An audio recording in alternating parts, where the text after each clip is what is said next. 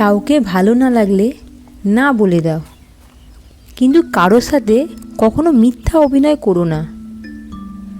হ্যাঁ, তোমার না বলাতে হয়তো তার খারাপ লাগবে, কিন্তু মিথ্যা অভিনয় সেই মানুষটাকে পুরোপুরি শেষ করে দেবে।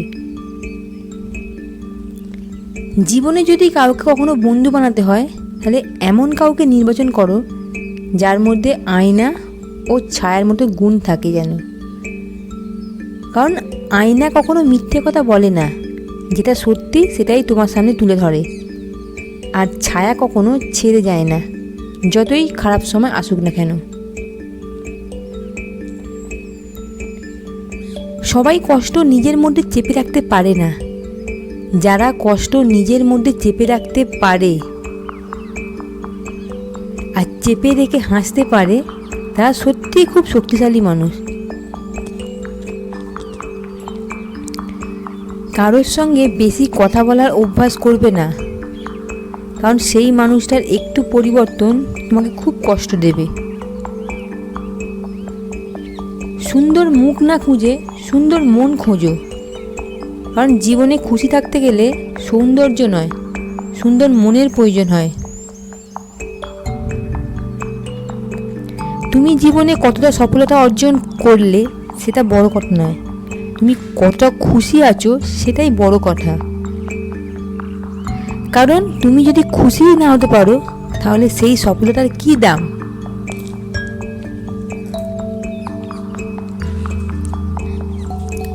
কাউকে কিছু বলার আগে ভেবে নিও, কারণ তোমার শব্দ খুব শক্তিশালী।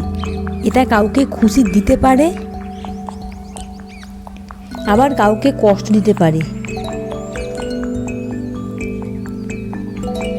যদি কখনো অঙ্ক করতে গিয়ে ভুল হয়, তাহলে আবার চেষ্টা করলে সেটা ঠিক করা যায়।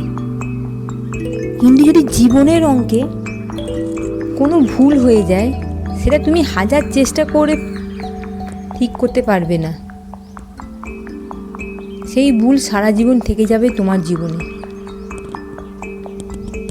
কারোর সাথে বেশি মায়ায় জড়িও না, তাহলে তোমার ভালো থাকা আর হবে না। যদি তুমি খুশি থাকতে চাও, তাহলে মায়া ত্যাগ করতে শেখো। কাউকে কখনো তোমার দুর্বলতা বলো না, কারণ তুমি যাকে নিজের মনে করে সব কথা বলছো, সময় এলে সেই মানুষটাই তোমার দুর্বলতার সুযোগ নিয়ে তোমাকে আঘাত করবে।